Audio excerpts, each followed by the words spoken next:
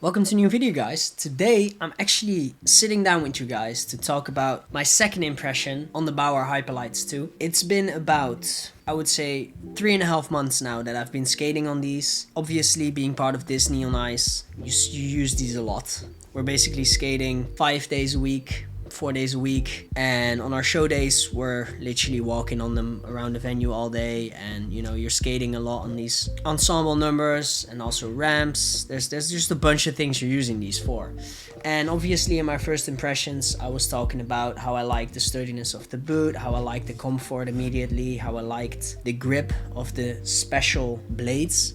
But I think after 3.5 months now, I've actually come down to a more defined opinion on these skates, or like a more personal opinion, which I would like to share with you guys, because it's obviously something you would want to know before you start investing in such a more expensive pair of skates. Also, just a quick update on the customization. If you guys have seen the other video where I customized them, most of the black has actually been scratched off, especially on the inside here. You guys can see it. I think it actually looks cooler. It gives a bit more of a digital camo vibe to me, but you can definitely tell, like, we're using these up pretty bad. Like, this already happened in, I think, week 3 or something of me having them. And in the beginning I was like, oh no, my fresh babies. But now, you know, obviously we're pretty rough with our skates and stuff, so it's gonna happen regardless. For reference, I'm not sure if one of my feet are actually being more, but this one, yeah, it's the outsides, I guess, that are not touching the ice that much. Talking about comfort though, usually when you get new skates, you have to break them in. During the rehearsals in the studios, I definitely noticed how I still had to break them in. They were comfortable, but they still hurt, obviously. Now, at one point, they felt completely fine. I thought, okay, I've broken them in, I'm good to go now. But after a while, especially when walking backstage, or when you have your guards on and you're walking, let's say to the costume room or to your makeup room, you're not always on the ice. Now on the ice, I don't really feel this that much, but when I'm walking, the inside, like here, the bone, is rubbing a lot and it hurts. And it's been like this since like North Charleston, basically, which was week 2 of our tour. We're in week 11 now, I believe, so, and I'm still having it. I thought it was something that was gonna go away eventually, but it's not. So I spoke to one of our skate sharpeners as well, and he basically punched it in on my left foot. It's a machine where they put something in the middle, and then like they pull it down and it presses down and it creates a bigger hole for your ankle bone to be in. And I must say that made a really big difference when I tried it Sunday morning.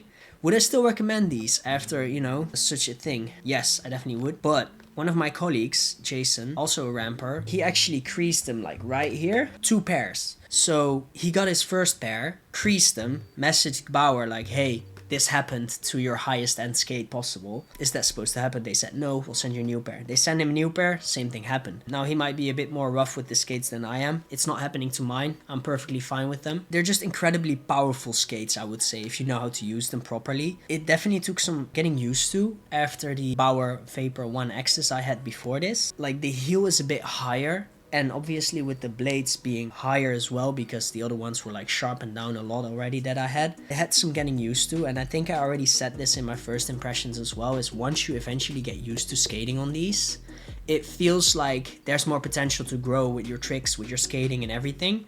But now after 3.5 months, I can definitely confirm that, because my butterfly is looking way more consistent. I'm doing these pop 360 crescent tricks with these. Haven't tried those on the other skates, but it feels like I can do more risky tricks with these than I would to be on those previous skates. Now, does that mean you're supposed to be getting these really expensive skates to start doing crazy tricks? Definitely not. I think it's just a personal thing, because I've seen some crazy kids out there with $60 Bauer skates do backflips and whatnot. So I guess it's definitely personal preference, so to say. On the other hand, however, you can't go wrong with getting these. To come to the conclusion, like, if you are down to spend money on skates and you just want the best skates, get them heated up, put your feet in there, get them molded to your foot a little bit.